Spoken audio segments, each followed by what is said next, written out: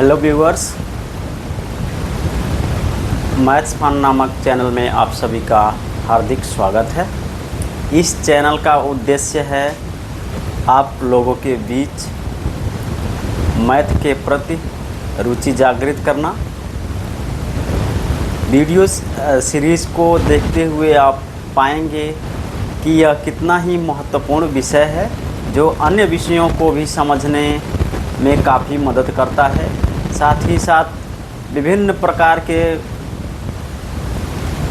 विषयों जैसे कि अंतरिक्ष विज्ञान, मौसम विज्ञान या पृथ्वी विज्ञान प्रणाली से आधारित जितने भी गणनाएं होती हैं, उनको गणित जो है कितनी आसानी से, सुगमता से हल करने में मदद करता है। तो चलिए गणित की शुरुआत आज हम एक बहुत दिनों से चले आ रहे सूत्र A square minus B square equal to A minus B into A plus B होता है को सिद्ध करते हुए शुरू करेंगे। तो टाइम वेस्ट किए बिना हम शुरुआत करते हैं।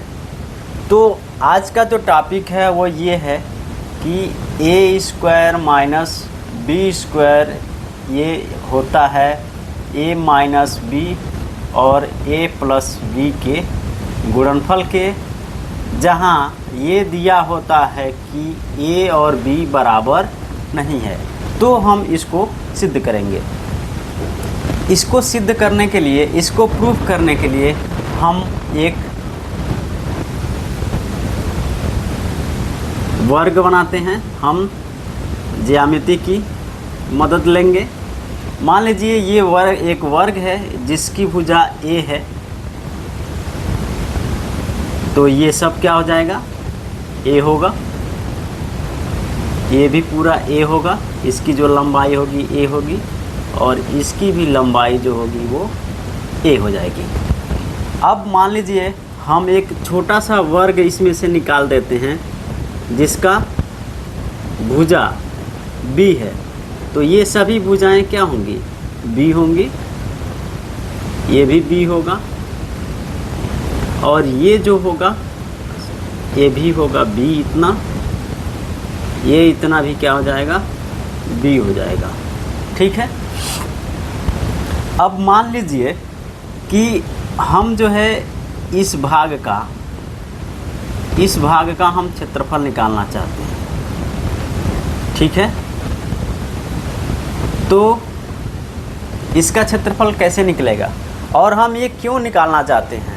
हम एक ऐसा संबंध स्थापित करना चाहते हैं, ये जो राशियां यहाँ दी गई हैं, कि ये एक फार्मूले का रूप धारण कर ले। तो इसको करने के लिए हम क्या करेंगे, हमने एक वर्ग लिया, ये वर्ग के भीतर एक छोटा सा वर्ग लिया। अब हम इसका क्षेत्रफल निकालें। चूँकि हमें ए स्क्वायर माइनस बी स्क्वायर चाहिए, हम इसलिए ऐसा कर रहे हैं। इसके क्षेत्रफल में से अगर हम इस छोटे वाले वर्ग के क्षेत्रफल को घटा देंगे तो ये वाला जो क्षेत्रफल होगा वो निकल जाएगा। तो ए स्क्वायर माइनस बी स्क्वायर क्या हो जाएगा, चलिए मान लीजिए हम यहाँ एक समानांतर लाइन खींच देते हैं इसके, तो ये एक आयत बन जाएगा। आयत बन गया तो हमें इसकी लंबाई और चौड़ाई चाहिए अगर इसका क्षेत्रफल निकालना है, क्योंकि इन दोनों का अगर क्षेत्रफल निकालना है तो हमें इसका क्षेत्रफल प्लस इसका क्षेत्रफल जोड़ देंगे, वही तो ये है। तो मान लीजिए ये क्षेत्र 1 है, ये क्षेत्र 2 है। ठीक। तो इस क्षेत्र का 1 और 2 का क्षेत्रफल निकाल के हम अगर जोड़ देंगे दोनों को, तो वो क्या हो जाएगा, ये पूरे का क्षेत्रफल हो जाएगा। और इसी पूरे का क्षेत्रफल क्या है, ये ए स्क्वायर माइनस बी स्क्वायर है। तो हम इसको देखते हैं। तो आयत का क्षेत्रफल क्या होता है, लंबाई गुणे चौड़ाई। तो लंबाई हमें पता नहीं है इसकी, लेकिन हमें ये पूरी लंबाई पता है, ए है और यहाँ से यहाँ तक बी है। तो जब अगर हमें इसकी ज़रूरत है तो ये क्या हो जाएगा, ए माइनस बी हो जाएगा, इतना लंबाई।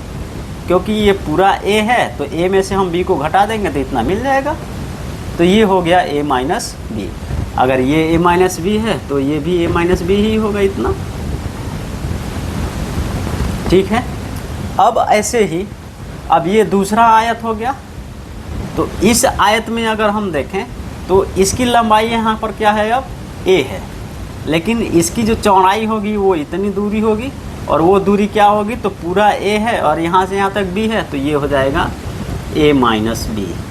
कहाँ से कहाँ तक, यहाँ से यहाँ तक। तो अब हमें इस आयत की भी लंबाई चौड़ाई पता चल गई और इस आयत की भी लंबाई चौड़ाई पता चल गई।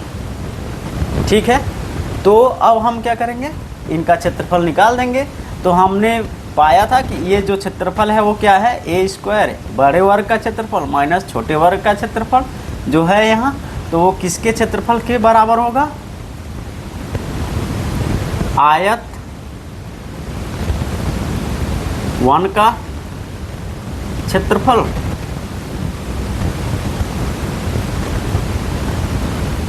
धन दूसरा क्या हो जाएगा, आयत 2 का क्षेत्रफल, आयत 2 का क्षेत्रफल। तो आयत 1 का क्षेत्रफल क्या है, आयत 1 का क्षेत्रफल हो जाएगा लंबाई यानी कि a इंटू चौड़ाई, चौड़ाई कितनी है इसकी, a माइनस बी, तो a माइनस बी प्लस आयत 2 का क्षेत्रफल क्या है, आयत 2 का क्षेत्रफल हो जाएगा लंबाई, इस केस में लंबाई का काम क्या कर रहा है, a माइनस बी और इंटू चौड़ाई, चौड़ाई क्या हुआ है हमारा b है। ठीक है, अब आप यहाँ देखेंगे a into A minus B और a minus B into B, तो हम इसमें देख रहे हैं कि a माइनस बी दोनों जगहों पे कॉमन है, तो हम यहाँ से a माइनस बी को बाहर ले लेते हैं, a माइनस बी को हम यहाँ से बाहर ले लेते हैं।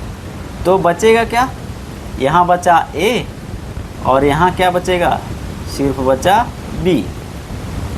हम यही तो दिखाना चाहते थे, a square minus B square क्या होता है, a माइनस बी और a प्लस बी, ये होता है। ठीक है,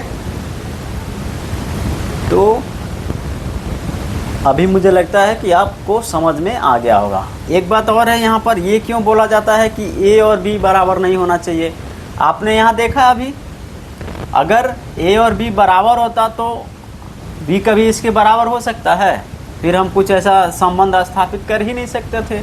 इसलिए ये जो b है वो बहुत ही छोटा है a के कंपैरिजन में, या बहुत बड़ा तो होगा नहीं क्योंकि इसके अंदर है तो छोटा ही होगा b। इसलिए हमें हमेशा यही कहते हैं कि a not equal to b होना चाहिए। मुझे लगता है कि ये कंसेप्ट जो है, ये अवधारणा इस सूत्र का आपको समझ में आ गया होगा। ऐसे ही और सूत्रों के बारे में समझने के लिए और आगे आने वाले समयों में ऐसा लेक्चर सीरीज़ आएगा जिसका आप यूज़ करके जो है तरह तरह के क्षेत्रों, जैसे ये विज्ञान के कई और दूसरे क्षेत्र जैसे अंतरिक्ष विज्ञान, मौसम विज्ञान, पृथ्वी विज्ञान, इन सब जगहों पर कैसे मैथ का यूज होता है आप जानेंगे, देखेंगे। तो इस तरह के और नॉलेज से अपडेट रहने के लिए चैनल के साथ बने रहिए, अपने दोस्तों के साथ शेयर कीजिए, लाइक करिए। अगर आपको कुछ प्रॉब्लम है तो वो भी आप कमेंट में डाल सकते हैं। धन्यवाद।